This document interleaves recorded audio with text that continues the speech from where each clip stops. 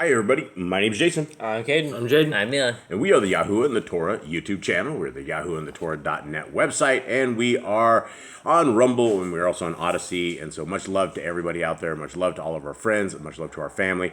Our family is your family is our family, and we really, really appreciate all of you guys. And as we read through today's reading, the world is a really, really funny place. The devil has basically thrown so much deception across this world that nobody has any idea what to believe anymore. Nobody has any idea what they should be, how they should be going, or the kingdom road. And it is very, very clear that as we look at religion and we look at the world of religion, there's an extreme amount of deception. And so that goes into today's lesson that we have today. And we will begin reading in Ecclesiastes 7, 1 through 4. And the name of today's lesson is called Funeral or Birthday. Okay, this is Ecclesiastes 7. A name is better than precious oil, and the day of death than the day of one's birth. It is better to go to the house of mourning than to go to the house of fasting, for that is the end of all men, and the living take it to heart. Sorrow is better than laughter, for by the sadness of the face the heart becomes better. The heart of the wise is in the house of mourning, but the heart of fools is in the house of rejoicing. Now those are pretty grim words, but it goes into a little bit with our lesson for today. And if you guys are reading with us in A Bible in a Year, it is Genesis 36 to 38. You're cruising right along through Genesis, and hopefully there's a couple of you guys out there that are reading the scriptures in a year. And it doesn't matter when you pick this up and when you take on with this. It would probably be better if you start at the very beginning. But you can start at any point across this. And so you're in Genesis Day and in Matthew 10, 21. Ecclesiastes 7, 2. It is better for the house of mourning than to go to the house of feasting. I guess I said fasting. Did I say fasting? I think I said fasting that. You did. Does it say? Does it actually say that? No, I think it says feasting. Better the day. So, yeah, it is feasting. Then go to the house of feasting. So yeah, I misread that, guys. So it is the actual proper reading of that. It is better to go to the house of mourning than go to the house of feasting. Okay, so Ecclesiastes 7, 1 through 4 is what we just read.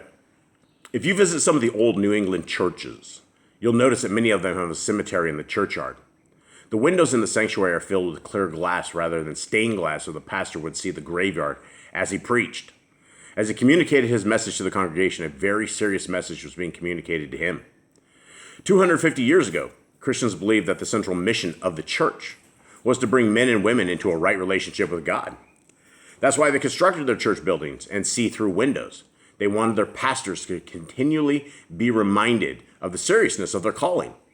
Everyone who sat in the pews before them each Sunday would eventually fill a place in the cemetery and ultimately stand before Yahuwah to be judged. Now we come to the year 2023, where many of us have discovered that churches are an act of fraud and disobedience. We were taught from our youth that we were to worship on a Sunday, not a seventh-day Sabbath. We were taught that all food has been made clean, when in fact foods like pig, lobster, and shrimp aren't even what Leviticus 11 calls food. We were told that we could ask Jesus into our hearts and we could simply ask forgiveness anytime we had sinned and Jesus would forgive us. But again, as we read Scriptures tells us that we need to obey the laws of Yahuwah. That we need to fall on our knees in fear and trembling because we are wretched men with dark hearts. We were even told that the laws of our Creator don't matter anymore because our Messiah Jesus came and took all the laws away. Every single bit of that are words out of Satan's mouth and not what Yahuwah has taught us in Scriptures. So regardless of the clear windows and the preacher's Bible thumping, if we aren't aligned with the Torah and our Messiah, there is no kingdom for us. The teacher of Ecclesiastes also lived with the reality of death. He argued that it is better to go to a funeral than to a birthday party, because when we think about death, we think about the bedrock issues of our lives. Only those who've trusted in Yahuwah, His Torah, and His Son for eternal life can dwell well, because they've prepared to die. Considering mortality gives life the proper view. Preparing for eternity is the wisest thing to do.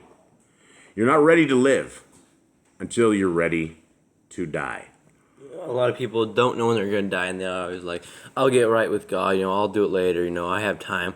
But then they go home and they might die in their sleep, and they never got right, and they end up in a fire for the rest of their lives because they didn't get right. You have a chance now, and you better do it now before it's too late. You don't know if you're going to die on the way home in a car crash. You don't know what's going to happen to you. Everybody you see, you should tell them that they don't have a long chance, because you never know. They could live, 80 years, or they could die right in front of you. Yeah, you could literally take a turn out of your driveway and miss the car that's coming right before you and get hit by the bus. There's a zillion different ways to die, and we're in the world right now where the people are dying all the time. People are passing out in their cars, ripping right into the side of other people, things that we've never ever seen before. Today is the day, guys. If you have not discovered what the Torah is, in Genesis, Exodus, Leviticus, Numbers, Deuteronomy, that is the Torah. That is what it is. That is the way forward.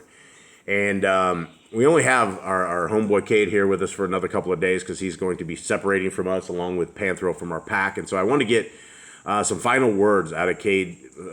Cade, thoughts on this? Give me a little bit of your wisdom. You've always had a lot of wisdom that you've given to our tribe, and it's going to be sad. We're very sad losing you for these morning readings as we separate our family.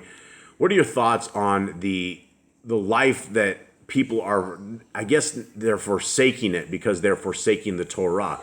And what are your thoughts? Give me some final wisdom on this whole thing as we head off. People always like to do things last minute, but your soul is not worth things that are last minute. Your soul should be something immediately. It should be the number one priority for you in your life is to protect your soul and have your soul perfect in the way of Yahuwah. Because if you wait last minute, it may come back as a failure. It may come back. You may get an F on your grade, and you may get sent to the way you don't want to go. You may be expecting heaven when you waited last minute, but you weren't disciplined enough to say, I will work for my spot in the kingdom. I will be there, or I will basically prove myself to my king. But instead, you didn't. You waited last minute, and you'll get what you worked for. Yep, absolutely. All right, thank you guys very, very much. Thank you, Cade. He has one more day with us, and then he will be no longer amongst us, which is very, very sad, and neither will Panthro, our other dog, which is very sad. We're going through testing and tribulations, guys, and so we love you all. We hope you have a wonderful day. We're out. All right, shalom.